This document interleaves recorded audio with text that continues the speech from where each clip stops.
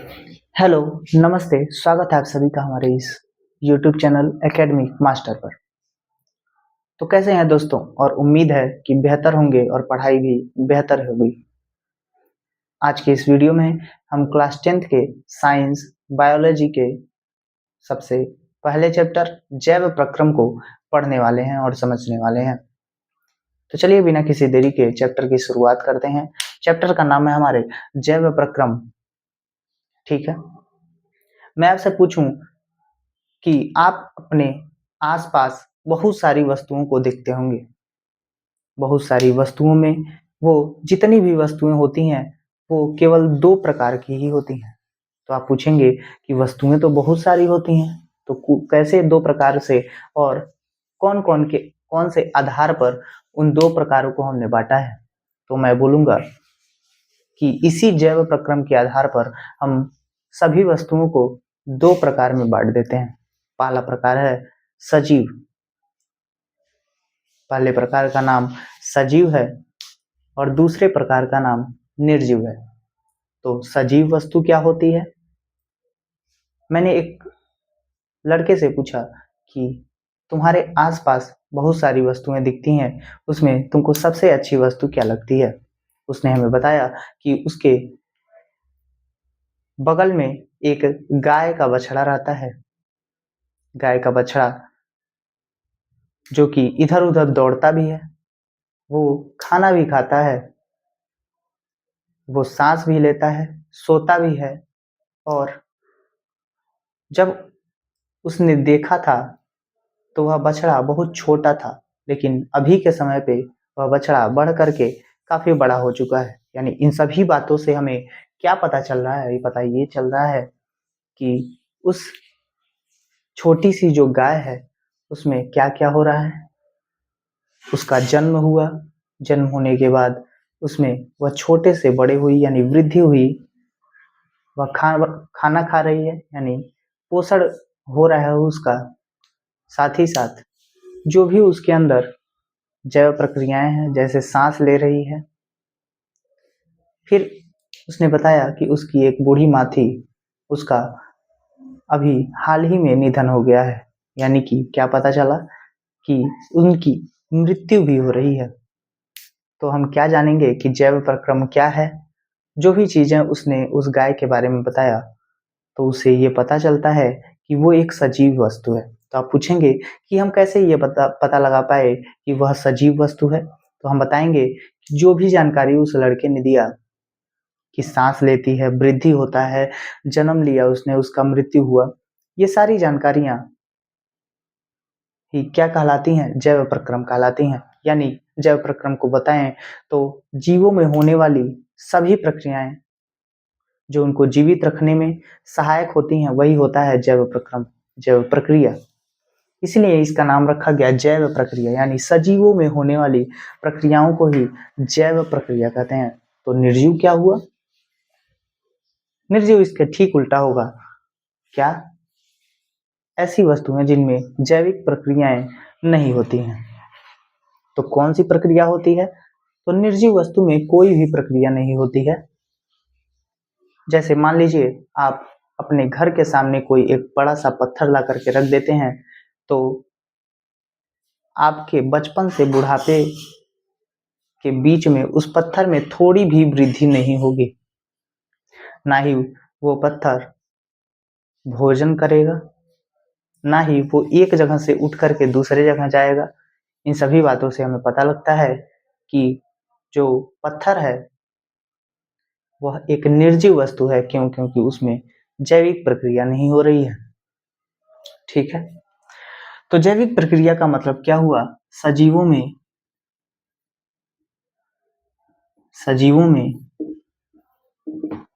होने वाली क्या प्रक्रिया।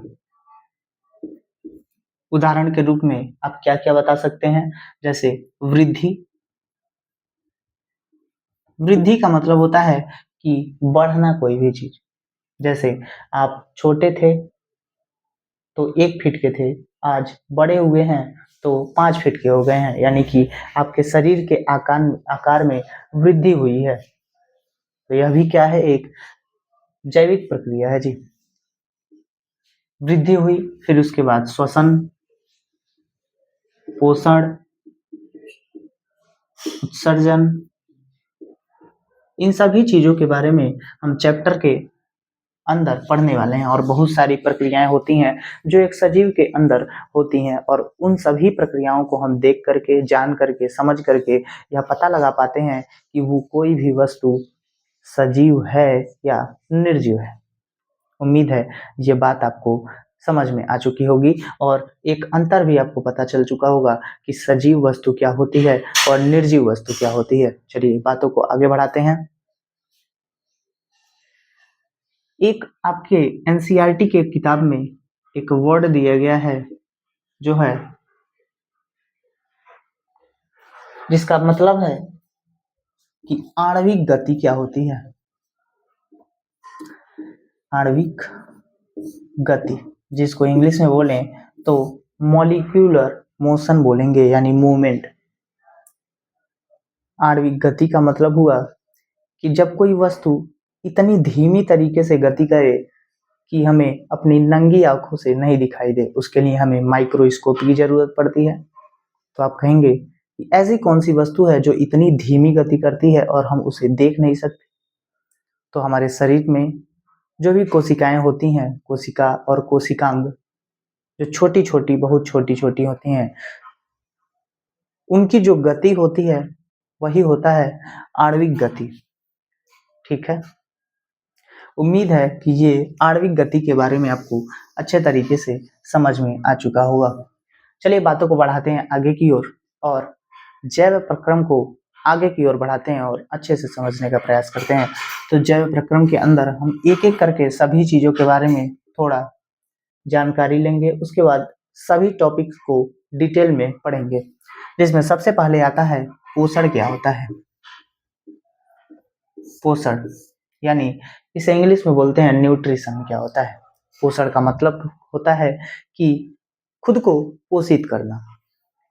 पोषित करने का मतलब क्या हुआ, यानी कि अपने बाह्य तरीकों से ऊर्जा के स्रोत को ग्रहण करना। ऊर्जा के स्रोत को ग्रहण करने का मतलब यानी कि भोजन को ग्रहण करना। तो बात आती है कि हमें ऊर्जा की आवश्यकता क्यों पड़ती है, कि हमें भोजन लेना पड़ता है, भोजन ग्रहण करना पड़ता है।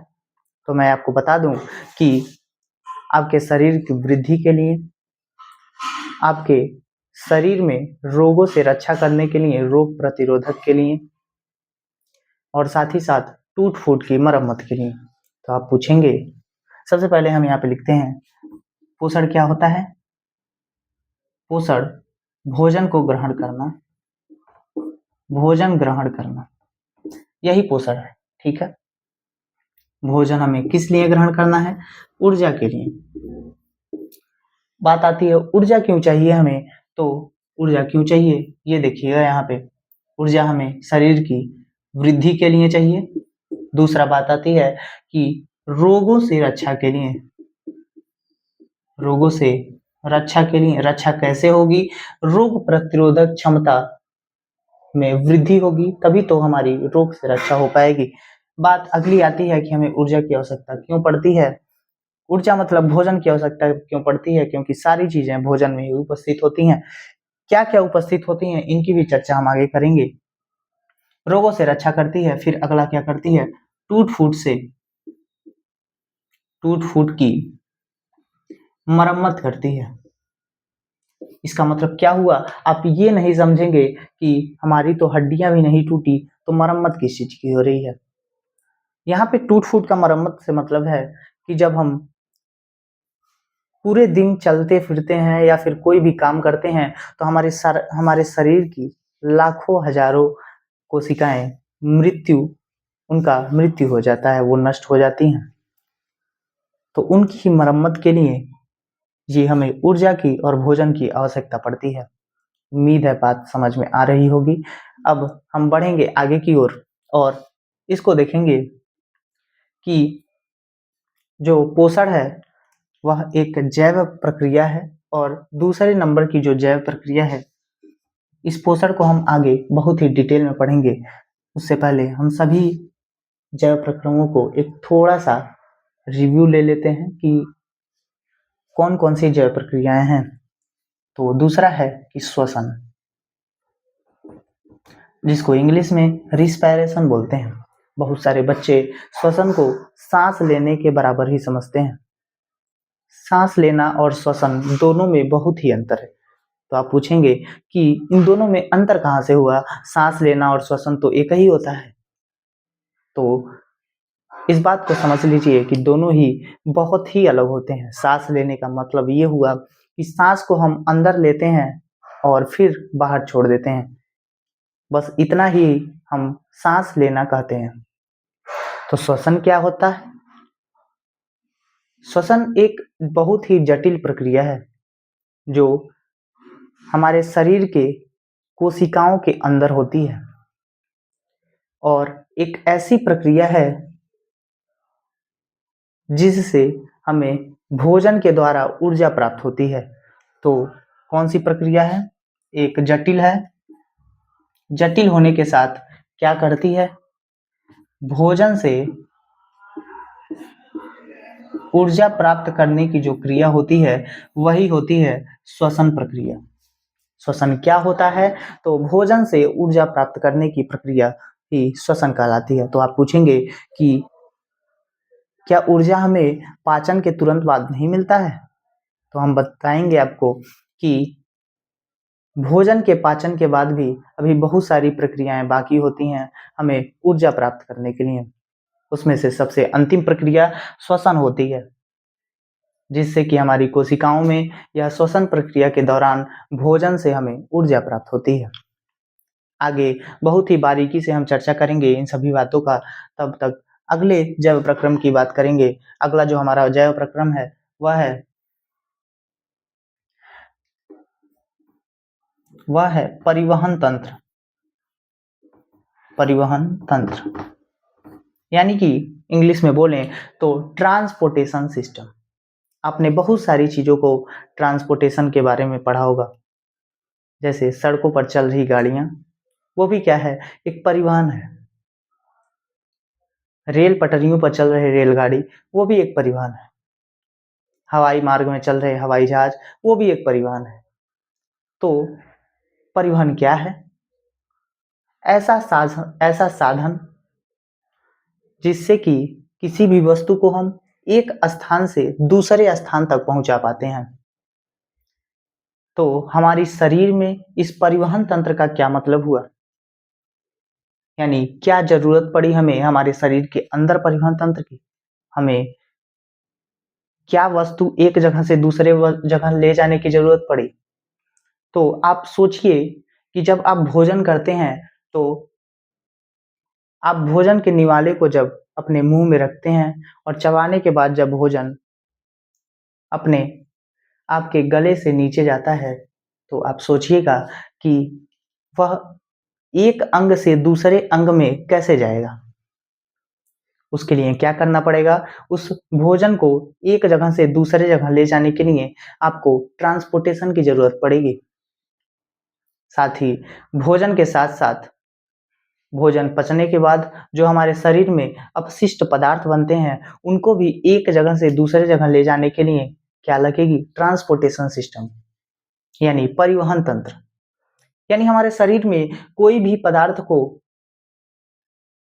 या ऑक्सीजन को या कार्बन डाइऑक्साइड को एक स्थान से दूसरे स्थान तक ले जाने के लिए जो तंत्र काम करता है वही होता है परिवहन तंत्र।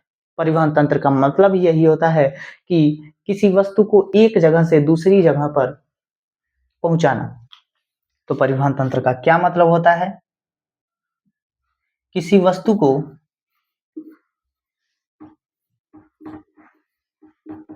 एक स्थान से दूसरे स्थान तक पहुंचाना। ठीक है, उम्मीद है बात समझ आ रही होगी। अगला जो हमारा जैविक प्रक्रिया है वह है उत्सर्जन।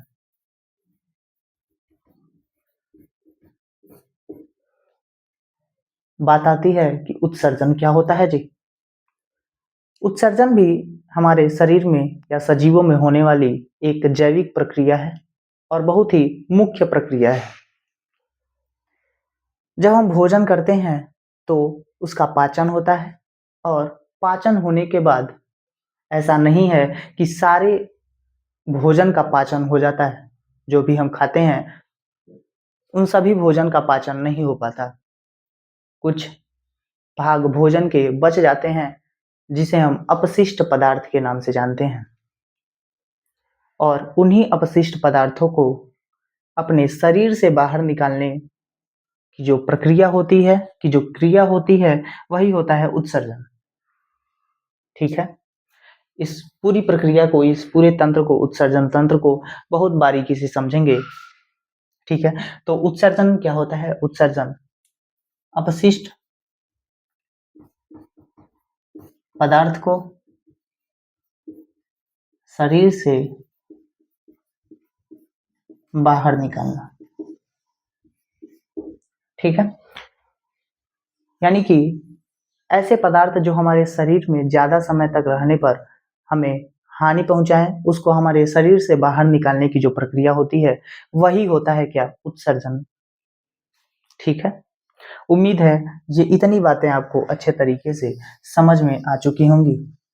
अब चलिए बातों को आगे बढ़ाते हैं और अगले कॉन्सेप्ट को समझने का प्रयास करते हैं। अगली बात को पढ़ेंगे, समझेंगे और जानेंगे। तो सबसे पहले ये जानेंगे कि आगे हम क्या पढ़ने वाले हैं। आगे हम एक एक जैविक प्रक्रिया को बहुत ही बारीकी से पढ़ेंगे, जिसमें सबसे पहला नंबर आता है हमारा पोषण का। पोषण क्या है, जिसे इंग्लिश में न्यूट्रिशन बोलते हैं। पोषण का मतलब अभी हमने आपको बताया कि खुद को पोषित करना। पोषित करने का मतलब खुद को ऊर्जा का स्रोत प्रदान करना। ऊर्जा का स्रोत प्रदान करने का मतलब ऊर्जा हमें कहाँ से मिलेगी? भोजन से मिलेगी। यानी कि भोजन ग्रहण करने की जो प्रक्रिया है वही है पोषण। ठीक है। उम्मीद है इतनी बात आपको समझ में आई होगी। तो क्या पोषण के प्रकार भी होते हैं? तो हमने आपको बताया कि जी पोषण के दो प्रकार मुख्य रूप से होते हैं। इसमें पहला है विषमपोषी विषमपोषी विषमपोषी पोषण और एक है स्वपोषी पोषण। स्वपोषी पोषण क्या होता है? स्वपोषी पोषण का मतलब होता है कि इस तरीके का पोषण जिसमें ऐसे सजीव जो अपना भोजन खुद बनाते हैं। खुद बनाने का मतलब कि किसी दूसरे पर निर्भर नहीं रहते, वह खुद अपना भोजन बनाते हैं और खुद ही खाते हैं। तो इनके उदाहरण में क्या आएंगे? इनके उदाहरण के रूप में हम देखें तो सभी हरे पेड़ पौधे। मैं यहाँ पे हरे वर्ड का क्यों यूज कर रहा हूँ ये आपको आगे समझने को मिलेगा। सभी हरे पेड़ पौधे और कुछ जीवाणु भी हैं। कुछ जीवाणु का मतलब बैक्टीरिया। ठीक है। ये कैसे अपना भोजन खुद बना लेते हैं? तो इनमें एक विशेष प्रक्रिया होती है जिसे हम प्रकाश संश्लेषण की प्रक्रिया कहते हैं। इसको बहुत ही बारीकी से समझेंगे। उससे पहले हम इसको समझते हैं, फिर स्वपोषी पोषण को ध्यान से समझेंगे। तो जानेंगे विषमपोषी पोषण क्या होता है। इस तरीके का पोषण जिसमें सजीव खुद से भोजन न बनाकर स्वपोषियों पर निर्भर रहता है, यानी दूसरे अन्य सजीव पर अपने भोजन के लिए निर्भर रहता है। तो इनमें कौन कौन से ऐसे जीव आएंगे जो विषमपोषी हैं? उदाहरण के तौर पर हम खुद मनुष्य। तो आप कहेंगे कि हम तो अपना भोजन खुद से बनाते हैं, तो इसका मतलब ये हुआ खुद से भोजन बनाने का ये नहीं मतलब हुआ कि हम चावल को गैस पर रख दिए और बन गया। तो इसका मतलब ये नहीं हुआ कि हम ये अपना भोजन खुद से बना रहे हैं। हम पूरी तरीके से पेड़ पौधों और जंतुओं पर निर्भर हैं। हरे पेड़ पौधे और इन जीवाणुओं के अलावा जो भी सजीव हैं वह दूसरे सजीवों पर निर्भर करते हैं, या तो पेड़ पौधों पर निर्भर रहेंगे और या तो जीव जंतुओं पर निर्भर रहेंगे भोजन के लिए। तो उदाहरण के लिए सभी जीव जंतु, सभी जंतु एवं जीव। ठीक है, उम्मीद है बात समझ में आ रही होगी, इसमें मनुष्य भी है। ठीक है, अब चलिए स्वपोषी पोषण को बहुत ही बारीकी से और बहुत ही ध्यान से डिटेल में समझेंगे। किसको? स्वपोषी पोषण को, जिसमें क्या होता है कि सजीव अपना भोजन स्वयं से बनाता है। स्वपोषी स्वपोषी पोषण। ठीक है, स्वपोषी पोषण में सजीव अपना भोजन खुद से बनाता है। कैसे खुद से बनाता है? जैसे जो हरे पेड़ पौधे होते हैं वह अपना भोजन खुद से बनाते हैं, कुछ जीवाणु भी अपना भोजन खुद से बनाते हैं। जिस प्रक्रिया द्वारा खुद से अपना भोजन बनाते हैं उसे हम बोलते हैं प्रकाश संश्लेषण की प्रक्रिया। प्रकाश संश्लेषण की प्रक्रिया, ये कैसी प्रक्रिया है और इसमें क्या होता है? यह एक ऐसी प्रक्रिया है जो कि सूर्य के प्रकाश की उपस्थिति में होता है, और सूर्य के प्रकाश की उपस्थिति के साथ साथ मैंने अभी जो लिखा था कि हरे पेड़ पौधे, तो जो हरा वर्ड है हमने इसलिए यूज किया था कि जो भी हरे पेड़ पौधे होते हैं उनकी हरी पत्तियों में एक वर्णक पाया जाता है जिसे हम हरित लवक के नाम से जानते हैं, जिसे हम क्लोरोप्लास्ट के नाम से जानते हैं। और उसकी उपस्थिति में, सूर्य के प्रकाश की उपस्थिति में, जड़ें जमीन से जल को लेकर के पत्तियों में भोजन का निर्माण करती हैं और उस भोजन का संचयन, इकट्ठा वह स्टार्च के रूप में करती हैं। ठीक है, तो भोजन का निर्माण कैसे होता है? तो प्रकाश संश्लेषण की विधि द्वारा स्वपोषी सजीवों में, जैसे हरे पेड़ पौधों में प्रकाश संश्लेषण की विधि द्वारा क्या होता है, वो भोजन का निर्माण करती हैं। प्रकाश संश्लेषण की विधि में क्या क्या जरूरत होता है? सूर्य का प्रकाश, दूसरे नंबर पर हरित लवक,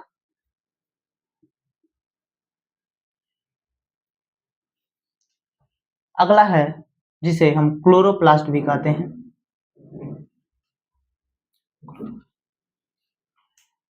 यहाँ पे ध्यान दीजिएगा, क्लोरोफिल की जरूरत होती है, क्लोरोफिल की, जो कि हरित लवक के अंदर क्लोरोप्लास्ट के अंदर पाया जाता है। सूर्य का प्रकाश, क्लोरोफिल, और क्या?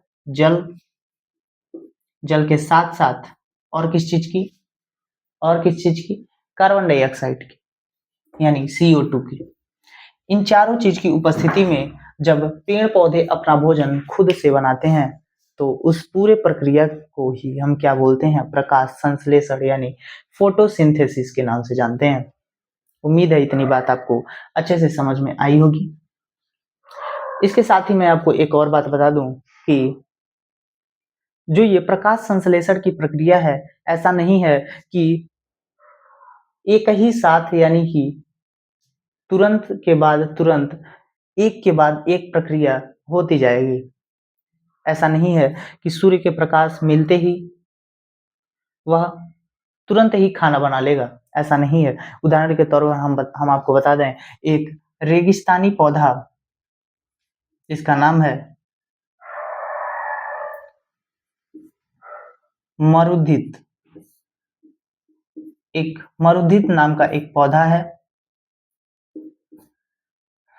जो कि रात के समय में कार्बन डाइऑक्साइड को और जल को अपने अंदर स्टोर कर लेता है, और दिन के समय जब सूर्य उदित होता है, जब सूर्य का प्रकाश उपस्थित होता है, तो रात में बचाया हुआ कार्बन डाइऑक्साइड और जल की उपस्थिति में दिन के समय में वह भोजन का निर्माण करता है। तो सोचिए, रात में इकट्ठा हुआ कार्बन डाइऑक्साइड और जल दिन में सूर्य के प्रकाश में भोजन बना रहा है। तो ऐसा नहीं है कि तुरंत ही सूर्य का प्रकाश मिलते ही और कार्बन डाइऑक्साइड तुरंत लेकर के भोजन बना देगा। इसमें समय भी लग सकते हैं, जैसा कि जिसका उदाहरण ये आपको देखने को मिलेगा।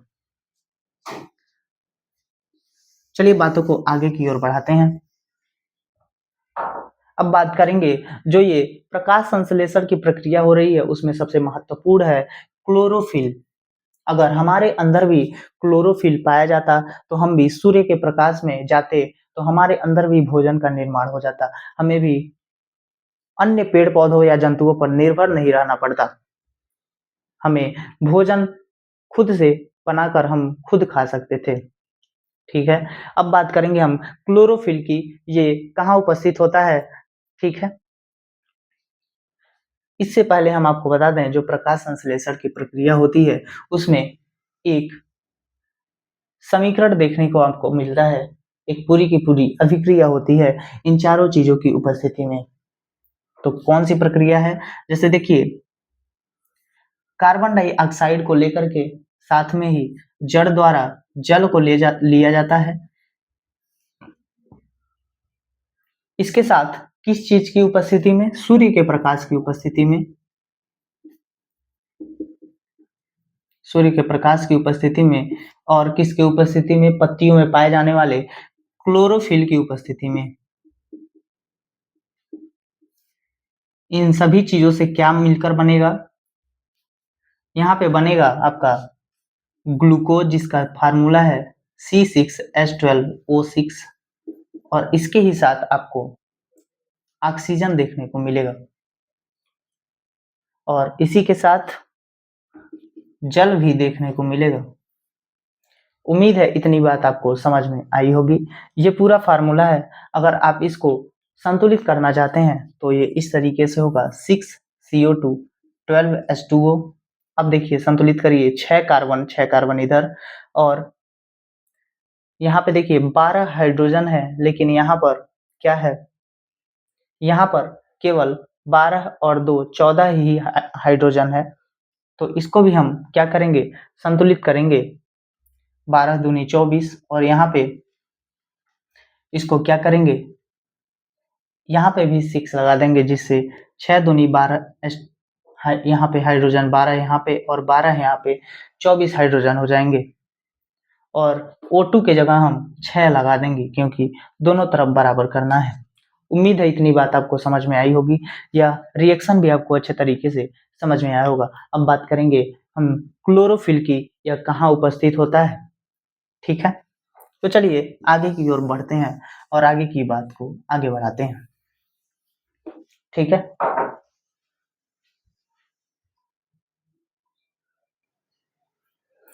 तो अब बात करेंगे क्लोरोफिल की, कहाँ पाया जाता है क्लोरोफिल। आपको पता होगा कि जो ये पत्ती होती है, जैसे मान लीजिए कोई एक पत्ती है, किसी पेड़ से एक पत्ती हमें प्राप्त हुई है, और उस पत्ती में ये जो बीच का जो सिरा है उसे हम बोलते हैं मुख्य सिरा। इसके बाद जो निकलती है उसे हम सिरा बोलते हैं।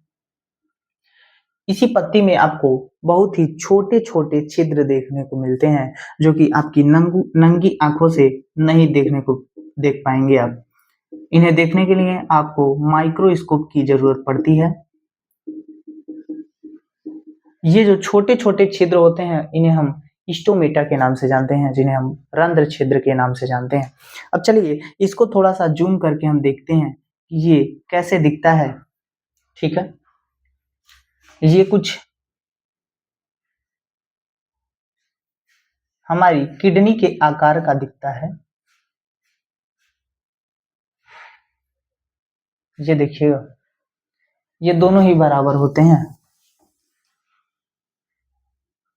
मैंने इसको बड़ा करके दिखाया है, ये वास्तव में इतना बड़ा नहीं होता है। मैंने आपको बताया कि ये नंगी आंखों से भी नहीं दिखते हैं। जब आप माइक्रोस्कोप की मदद से देखेंगे तो कुछ इस तरीके की संरचना आपको देखने को मिलेगी।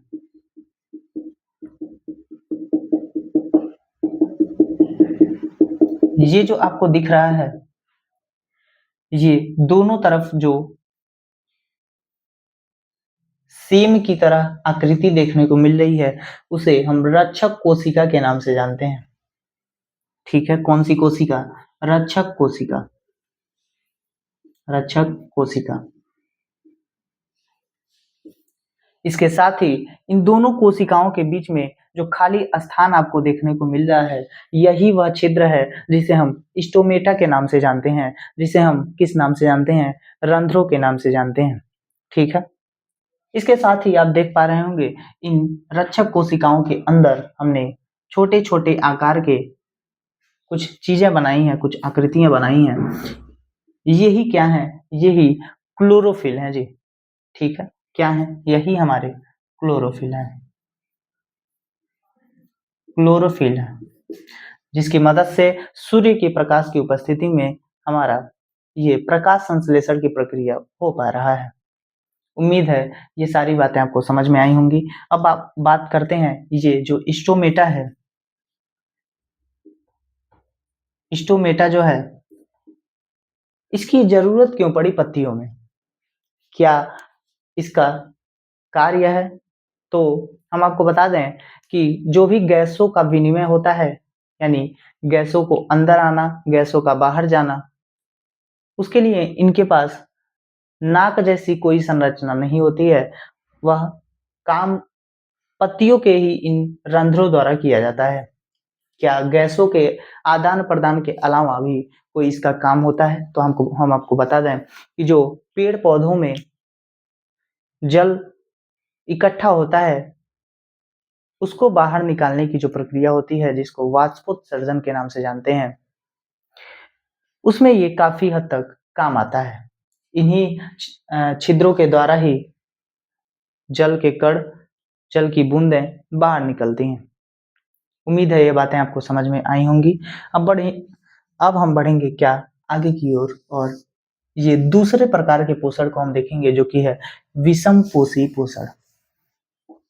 विषम पोषी पोषण क्या होता है? तो ऐसा पोषण जिसमें सजीव अपना भोजन खुद न बनाकर किसी दूसरे स्वपोषी पोषण पर, स्वपोषी या किसी जंतु पर निर्भर होता है। स्वपोषी का मतलब पेड़ पौधे होते हैं। तो विषम पोषी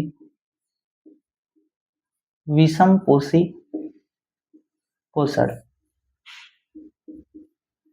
ठीक है, ऐसा पोषण जिसमें सजीव किस पर निर्भर होता है? दूसरे जीव जंतु या पेड़ पौधों पर निर्भर रहता है अपने भोजन के लिए। तो इसमें क्या आएगा? मनुष्य भी आएंगे, मनुष्य के साथ साथ सभी जीव जंतु आएंगे। ठीक है, इसमें ये मुख्यतः कई प्रकार के होते हैं, जिसमें हम इनको अगर विभाजित करना चाहें तो देखिए, सजीवों के यानी जंतुओं के भोजन के आदतों के आधार पर इनके जो हैं प्रकार हैं, कौन कौन से प्रकार हो सकते हैं? पहला है शाकाहारी। शाकाहारी प्रकार के जो सजीव होते हैं, वो अपना भोजन प्राप्त करने के लिए पेड़ पौधों का चयन करते हैं, यानी वो पेड़ पौधों से ही अपना भोजन प्राप्त करते हैं। दूसरे प्रकार में जो आते हैं वह है मांसाहारी। इस तरीके के जो जीव होते हैं, जो सजीव होते हैं, वह अपना भोजन प्राप्त करने के लिए किन पर निर्भर रहेंगे? वह जंतुओं पर, जीव जंतुओं पर निर्भर रहते हैं। कौन से विषमपोषी? तो मांसाहारी प्रकार के विषमपोषी जीव जंतुओं पर अपने भोजन के लिए निर्भर रहते हैं। अगला है सर्वाहारी। सर्वाहारी भी आप जानते होंगे कि जो दोनों तरीके के भोजन करता है, जैसे मनुष्य भी क्या है? एक सर्वाहारी है, बिल्ली भी सर्वाहारी है। अगला प्रकार है परजीवी। परजीवी तरीके के जो सजीव होते हैं, परजीवी पोषण क्या होता है? इसमें कोई जीव किसी अन्य जीव पर इस तरीके से निर्भर रहता है कि उसको बिना मारे उससे भोजन प्राप्त करे। इसका उदाहरण क्या हो सकता है? इसका उदाहरण जैसे जू हो सकता है। जैसे आपके सर में कोई जू है, वह आपको बिना मारे आपसे भोजन प्राप्त कर रहा है, ठीक है? तो वह क्या हुआ? जू एक परजीवी हुआ। जोंक जोंक भी इसी तरीके से करती है, वह आपको बिना मारे आपसे भोजन प्राप्त करती है। किलनी का नाम आपने सुना होगा, जो जंतुओं के शरीर पर चिपक कर उनसे भोजन प्राप्त करती है, उनको बिना मारे, ठीक है? ये सारे उदाहरण हैं परजीवी के। अब चलिए आगे की ओर बातों को बढ़ाते हैं और जानेंगे कि जो सजीव होते हैं वह पोषण कैसे करते हैं, ठीक है? बहुत ही विस्तार से समझेंगे कि सजीव जो हैं वह पोषण कैसे करते हैं। अगला हेडिंग है सजीव पोषण कैसे करते हैं। कैसे करते हैं?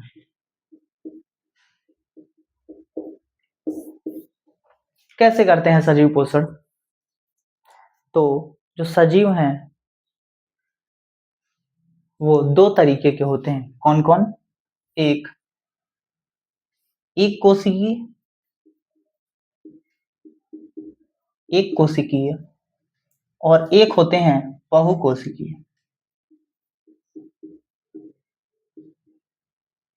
बहुकोशिकीय जीव, एक कोशिकीय और एक बहुकोशिकीय। एक कोशिकीय कौन से जीव होते हैं? तो ऐसे सजीव जिनकी सारी जैव प्रक्रियाएं एक ही कोशिका के अंदर समाहित होती हैं, यानी उनकी सारी प्रक्रियाएं जन्म से लेकर मृत्यु तक जो भी प्रक्रियाएं उनके जीवन में घटित होती हैं, वो सारी की सारी एक ही कोशिका के अंदर घटित होती हैं। जैसे उदाहरण के तौर पर एक कोशिका के रूप में कौन है? जैसे अमीबा, पैरामीशियम, ठीक है? उम्मीद है यह बात आपको समझ में आई होगी। अब बहुकोशिकीय सजीवों की बात करें। ऐसे सजीव, ऐसे जीव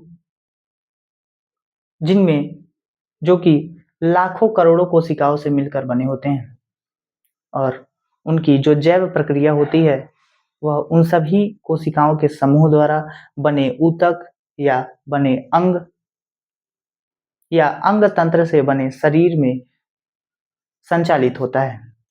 जैसे हम मनुष्य हैं तो हमारे पास सबसे पहले कोशिका से ऊतक बना, ऊतक से अंग बना, अंग से अंग तंत्र बना, अंग तंत्र से शरीर बनी और हम आपके सामने खड़े होकर के पढ़ा रहे हैं और हमारे सामने सारी जैविक प्रक्रियाएं घटित हो रही हैं।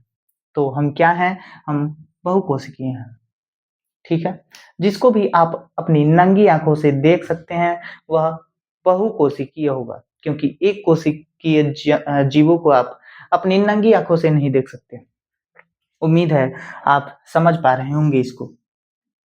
अब सजीवों में पोषण की बात करते हैं। उससे पहले हम एक कोशिकीय सजीव में पोषण की बात कर लेते हैं कि कैसे एक कोशिकीय जीव एक ही कोशिका के अंदर पोषण भी प्रदान करता है, श्वसन भी लेता है, उत्सर्जन भी करता है, प्रजनन भी करता है और सभी चीजें, सभी जैविक क्रियाएं एक ही कोशिका के अंदर करता है। तो सबसे पहले जानेंगे कि एक कोशिकीय जीव जो है वह पोषण कैसे करता है। हम बात करेंगे अमीबा की। अमीबा की बात करेंगे। अमीबा यह कैसे पोषण प्रदान करते, कैसे खाना ग्रहण करता है। जैसे मान लीजिए कि अमीबा कुछ इस तरीके का होता है, उसकी कोई निश्चित आकृति नहीं होती है, वो उसकी आकृति हमेशा बदलती रहती है। उसके शरीर के बीच में एक केंद्रक होता है, ठीक है? मानिए कि इसके सामने कोई भोजन है, ये एक भोजन है। जब अमीबा इसके समीप जाएगा तो इसका केंद्रक पहचानेगा कि यह भोजन है या नहीं। पहचानने के बाद अगला जो प्रोसेस होगा, जैसे मान लीजिए ये अमीबा है, इस भोजन को पहचान लिया, तो अब क्या करेगा, अब इस तरीके से अपना जो शरीर है, अपनी शरीर की बनावट को इस तरीके से बढ़ाएगा कि वो भोजन इसके शरीर के अंदर आ जाए, ठीक है, इसके अंदर समाहित हो जाए वो भोजन। यह कैसे होता है, क्योंकि अमीबा में कूटपाद पाए जाते हैं। कूटपाद का मतलब क्या होता है कि कूट मतलब होता है झूठे, और कूटपाद का मतलब होता है झूठे पैर, झूठे पांव। यानी कि यह जो इसके शरीर की जो संरचना है वह इसी कारण से बदलती रहती है, ठीक है। तो जैसे ही खाना को देखता है, इसका केंद्रक पता लगाता है भोजन है या नहीं। जैसे ही पता लगता है वो भोजन है, यह अपनी संरचना को आगे बढ़ा करके उस भोजन को अंदर की ओर करने लगता है। जैसे ही यह होता है, तो जब यह भोजन इसके अंदर समाहित हो जाता है, तो ये रहा भोजन कुछ इस तरीके से। और जिसके अंदर ये समाहित हुआ है, इसको हम बोलते हैं खाद्य रिक्तिका। खाद्य रिक्तिका, इसका मतलब कि ऐसा खाली जगह जहां पर भोजन इकट्ठा हो। यहाँ पे देखिए, अमीबा के अंदर जो खाली जगह है, इसमें भोजन इसका इकट्ठा है, इसे ही हम खाद्य रिक्तिका के नाम से जानते हैं। और इसी में इसका पाचन हो जाएगा। उसके बाद जो अपशिष्ट पदार्थ बनेगा वह इसके शरीर से इसी प्रकार से बाहर निकल जाएगा। उम्मीद है एक कोशिका वाले जीवों में कैसे पोषण होता है, कैसे वो अपना भोजन ग्रहण करते हैं, ये सारी बात आपको समझ में आ चुकी होगी। अब हम बात करते हैं बहुकोशिकीय जीव में मानव के अंदर पोषण कैसे होता है, मानव कैसे भोजन ग्रहण करता है, इन सभी बातों को हम जानेंगे। तो हम चाहेंगे कि इस टॉपिक को आप बहुत ही ध्यान से पढ़ेंगे, क्योंकि इस टॉपिक से लगभग हर साल के करीब 5 नंबर का एक बड़ा सा क्वेश्चन, एक डिस्क्रिप्टिव क्वेश्चन आपके क्वेश्चन पेपर पे आता है। और उसमें क्या होता है कि पाचन तंत्र का सचित्र वर्णन कीजिए, यानी पूरे चित्र के साथ आपको पाचन तंत्र का वर्णन करना पड़ता है। तो आप बहुत ही ध्यान से समझेंगे कि मानव में पाचन क्रिया, पाचन क्रिया या पूरे तंत्र को हम समझने जा रहे हैं। तो मानव में पाचन तंत्र, ठीक, जो मानव में पाचन तंत्र है, पाचन क्रिया है, वह उसके लिए हमारे शरीर में, मनुष्यों या सभी जंतुओं के शरीर में पाचन के लिए एक अलग से तंत्र बना है, जिसका नाम है पाचन तंत्र। ऐसा तंत्र जो कि भोजन के पाचन के लिए काम करता है, उसे ही पाचन तंत्र कहते हैं। तो पाचन क्रिया की शुरुआत कहाँ से होती है, बात यह है कि कहाँ से भोजन पचना शुरू होता है। तो जैसे ही हम अपने भोजन के निवाले को अपने मुख में रखते हैं, तो वहीं से जो भोजन के पाचन की प्रक्रिया है वह आरंभ हो जाती है, वह शुरू हो जाती है।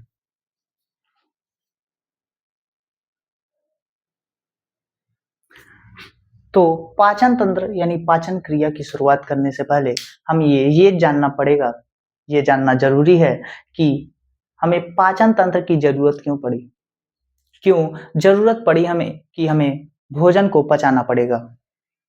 क्या हम बिना पचाए भोजन को नहीं ग्रहण कर सकते? तो बात है, उत्तर है नहीं। क्यों? तो भोजन को पचाने की जरूरत इसलिए पड़ी कि भोजन में कुछ अलग अलग तरीके के मटेरियल या तत्व पाए जाते हैं, और उन्हीं के पाचन के लिए, उन्हीं को छोटे छोटे टुकड़ों में विभाजित करने के लिए हमें पाचन तंत्र की आवश्यकता पड़ी। वो कौन कौन से तत्व हैं, और ये जो तत्व हैं, इनके सम्मिलित रूप को हम पोषक तत्व कहते हैं। क्यों? क्योंकि यह पोषण से हमें प्राप्त होते हैं। तो हम, कोई पूछा कि पाचन क्यों जरूरी है, तो पोषक तत्व को प्राप्त करने के लिए पाचन क्रिया बहुत ही ज्यादा जरूरी है। इसमें 6 तरीके के मुख्य रूप से हमारे पोषक तत्व पाए जाते हैं। क्या हैं पोषक तत्व? पोषक तत्व जो हैं वह 6 तरीके से पाए जाते हैं। कौन कौन से हैं? सबसे पहला कार्बोहाइड्रेट, वसा, प्रोटीन,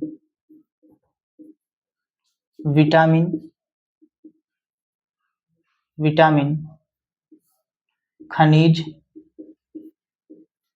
और जल। खनिज जिसे हम मिनरल के नाम से जानते हैं। ठीक है, इनके अलग अलग काम होते हैं। अलग अलग काम कैसे? जो ये हमारा कार्बोहाइड्रेट, वसा और प्रोटीन होता है, इनसे हमें क्या होता है? इनसे हमें ऊर्जा मिलती है। ऊर्जा के साथ साथ जो प्रोटीन है उससे हमारे शरीर की टूट फूट की मरम्मत होती है, हमारे शरीर के कोशिकाओं की मरम्मत होती है। यानी यह किस काम में आता है? मरम्मत के काम में आता है। विटामिन से हमें क्या होता है? हमें क्या मिलता है? विटामिन रोगों से रक्षा करती है। ठीक है, मिनरल से शरीर के निर्माण में, और जल जो है वह परिवहन तंत्र में काम आता है। यानी अभी हमने आपको बताया ट्रांसपोर्टेशन सिस्टम यानी एक वस्तु को दूसरे जगह ले जाने में ये जल बहुत ही बड़ी भागीदारी निभाता है। तो उम्मीद है इतनी बातें आपको समझ में आई होंगी। फिर बात करते हैं कि हमें पोषक तत्वों की जरूरत क्यों पड़ती है। तो हमने आपको बताया कि पोषण हमें इसीलिए जरूरी है कि हमें ऊर्जा की आवश्यकता पूरी हो पाए, साथ ही हमारी वृद्धि हो सके, रोगों से रक्षा हो सके, टूट फूट की मरम्मत हो सके। तो इन सभी चीजों के लिए हमें पोषण की जरूरत है। पोषण क्यों चाहिए? क्योंकि उसमें पोषक तत्व हैं। पोषक तत्वों को पचाने के लिए हमें पाचन तंत्र की आवश्यकता पड़ी। और पोषक तत्व में कौन कौन से तत्व हैं? तो कार्बोहाइड्रेट, वसा, प्रोटीन, इन तीनों से हमें ऊर्जा प्राप्त होती है। वहीं प्रोटीन से मरम्मत होती है हमारे शरीर और कोशिकाओं की, विटामिन से रोगों की रक्षा होती है, खनिज से हमारे शरीर का निर्माण, और जल हमारा ट्रांसपोर्टेशन सिस्टम में काम आता है। आगे अब बात करेंगे पाचन तंत्र में हम कौन कौन से अंगों को पढ़ेंगे, कौन कौन से अंग, कौन कौन से ग्रंथियां शामिल हैं हमारे किसमें? पाचन तंत्र में।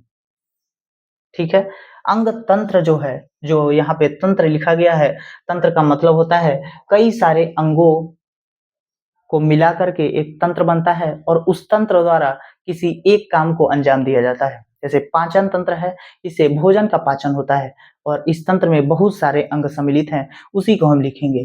तो पाचन तंत्र में 2 तरीके की चीजें सम्मिलित हैं, जिसमें कि आहार नाल के नाम से जानते हैं, और दूसरा है कि पाचन ग्रंथियां।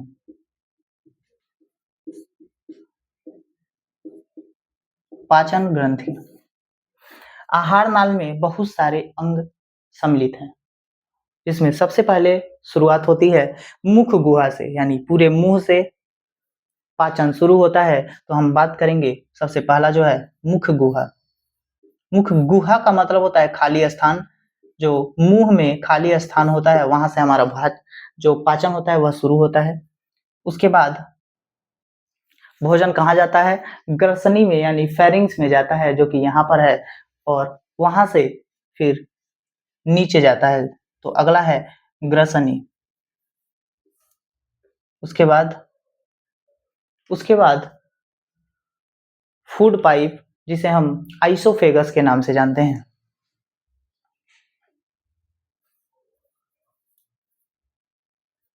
आइसोफेगस के नाम से हम जानते हैं इसे। ठीक है, उसके बाद आइसोफेगस से जो भोजन है वह हमारे अमाशय में जाता है, यानी स्टोमक में जाता है। अगला अंग है अमाशय। इसके बाद भोजन कहाँ जाता है? इसके बाद भोजन छोटी आंत में जाता है। तो अगला अंग क्या आएगा? छोटी आंत। इसके बाद भोजन हमारी बड़ी आंत में जाता है, और यही सबसे अंतिम अंग होता है हमारी पाचन तंत्र का। अब बात करेंगे पाचन ग्रंथियां क्या होती हैं। तो ऐसी ग्रंथियां जो पाचन क्रिया में सहयोग देती हैं उसे ही पाचन ग्रंथियां कहते हैं। तो कौन कौन सी ग्रंथियां आती हैं? शुरुआत होती है मुख गुहा से, जिन्हें हम लार ग्रंथियों के नाम से जानते हैं। जो हमारे मुख में लार का निर्माण होता है और लार ग्रंथियों के द्वारा ही किया जाता है और वह भोजन के पाचन में बहुत ही महत्वपूर्ण होती हैं। सबसे पहला जो ग्रंथि होगी लार ग्रंथि यानी सलाइवरी ग्लैंड। दूसरे नंबर पर जो ग्रंथि आएगी वह होगी गैस्ट्रिक ग्लैंड यानी कि आमाशयी ग्रंथि। पेट में पाई जाने वाली जो ग्रंथि होगी आमाशयी, आमाशयी ग्रंथियां। इसके बाद जो हमारा यकृत होता है, जो हमारा लीवर होता है, वह हमारे शरीर का सबसे बड़ी ग्रंथि होती है और वह भी पाचन तंत्र के दौरान अपना पूरा पूरा सहयोग देती है, इसलिए वह भी पाचन ग्रंथि के अंतर्गत आएगी, यकृत। फिर उसके बाद आती है यकृत से ही जुड़ा एक गाल ब्लेडर होता है जिसे हम पित्ताशय के नाम से जानते हैं।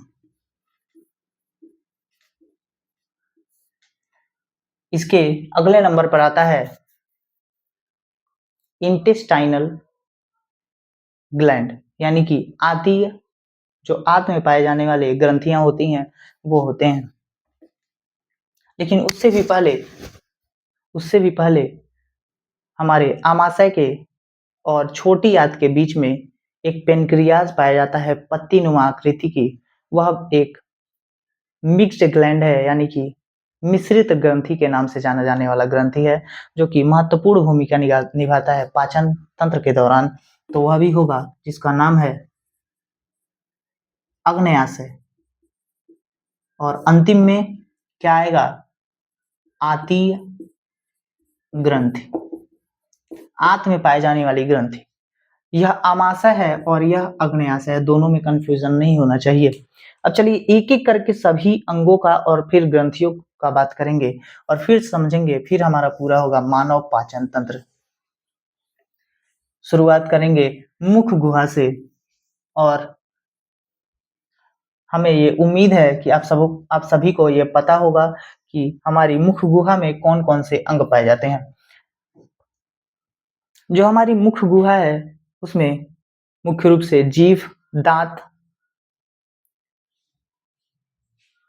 और दांत के साथ साथ जो लार ग्रंथियां हैं वह हमारे मुख गुहा में लार का भी निर्माण करती हैं। तो मुख्य रूप से ये तीन चीजें पाई जाती हैं। तो सबसे पहले हम जीभ से शुरुआत करेंगे।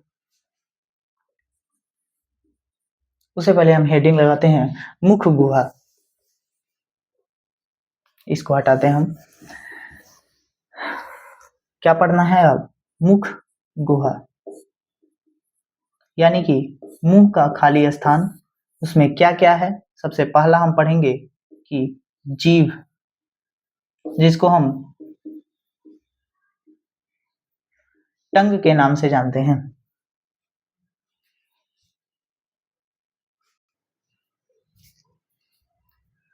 तो आज के इस वीडियो में हम इस लेक्चर को यहीं पे समाप्त करना चाहते हैं और नेक्स्ट वीडियो में हम मानव में होने वाले पाचन तंत्र को मुख गुहा से शुरू करके हमारी पूरी आहार नाल को बड़ी आंत तक समाप्त करेंगे और साथ ही साथ उसमें पाए जाने वाले सभी ग्रंथियों को समाप्त करेंगे। उसके आगे हम बढ़ेंगे श्वसन की तरफ। तब तक के लिए पढ़ते रहिए, मस्त रहिए और आगे बढ़ते रहिए जी।